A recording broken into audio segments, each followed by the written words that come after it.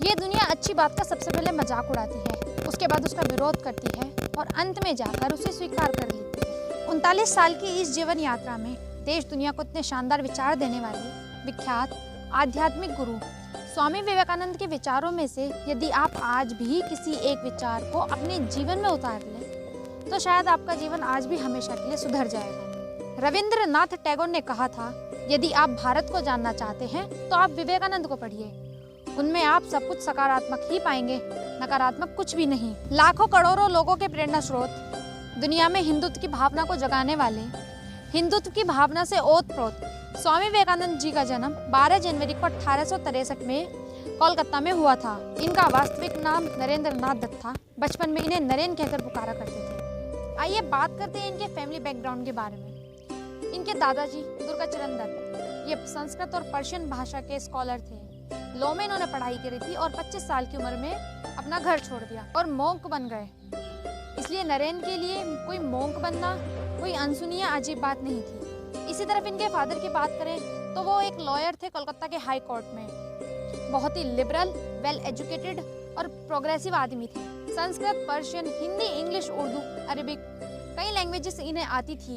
इन्होंने संस्कृत में हिंदू शास्त्र पढ़े थे, इंग्लिश में बाइबल और पर्शियन में दीवाने हफीज यानी सूफी संत की पोएम पढ़ी थी और ये इनकी एक फेवरेट बुक थी और ये अपने घर में नरेन और बाकी फैमिली मेंबर्स को उनकी पोएम सुनाया करते थे। इसी रीजन से नरेन को अपनी लाइफ में एक लिबरल आउटलुक मिला। इनके भाई भूपेंद्र नाथ दत्त की बात करें तो उन्होंने कहा था कि कुछ लोग हमारे फादर को ये कहकर क्रिटिसाइज करते हैं कि वो बाइबल और दीवाने हफीज को क्यों सम्मान दे रहे हैं, लेकिन अगर धर्म के मामले में लिबरल होना कोई पाप है और बाकी धर्मों को सम्मान देना पाप है या उन्हें एक समान रखना पाप है, तो हाँ, विश्वनाथ दत्त ने पाप किया है। इसी के साथ विश्वनाथ दत्त एक चैरिटेबल आदमी थे और वो अपना पैसा बहुत से गरीब लोगों में दान किया करते थे। इसी तरफ इनकी माता की बात करें, भुवनेश्वरी देवी, तो वो एक धार्मिक महिला थी। उन्होंने भी अपने बेटे को बहुत से संस्कार दिए थे और ये कहा था कि नरेन, अगर तुम सच के साथ खड़े हो तो तुम्हें अन्याय झेलना पड़ सकता है, मुश्किल भी आ सकती है, लेकिन तुम फिर भी कभी भी सच का साथ मत छोड़ना। इसी से रिलेटेड उन्होंने एक बात और कही थी, नरेन, लोग तुम्हें उल्टा सीधा भी कहेंगे तो तुम अपना सम्मान बचाने की कोशिश करना, लेकिन ऐसा करते समय तुम कभी भी सामने वाले को नीचा मत दिखाना।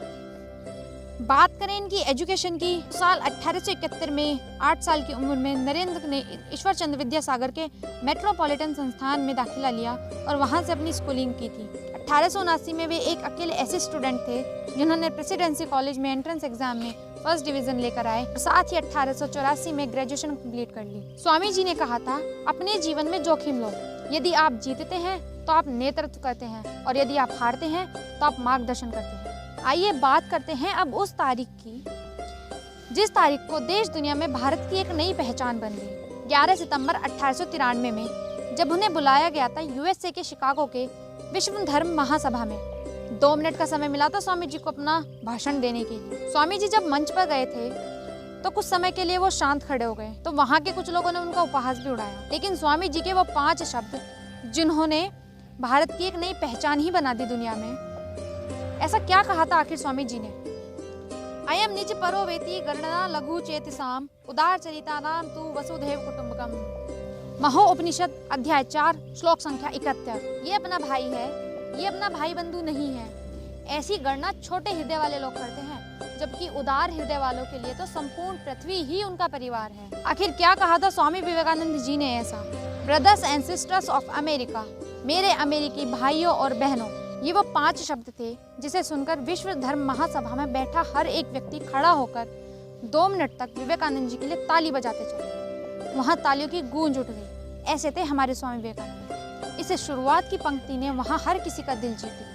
यूरोप में, अमेरिका में, अपने देश में, भारत में, सब जगह पर सनातन धर्म की आवाज़ को पहुँचाने के लिए, सनातन धर्म की सोच को पहुँचाने के लिए स्वामी विवेकानंद जी ने रामकृष्ण मिशन की स्थापना की थी, जो कि आज भी अपना काम कर रहा है। तो ऐसे विख्यात और आध्यात्मिक गुरु स्वामी विवेकानंद जी की जयंती पर आज हम सभी को उनसे प्रेरणा लेनी चाहिए और उनके विचारों को अपने जीवन में उतारना चाहिए। बी अ हीरो, ऑलवेज से I have no fear. Thank you.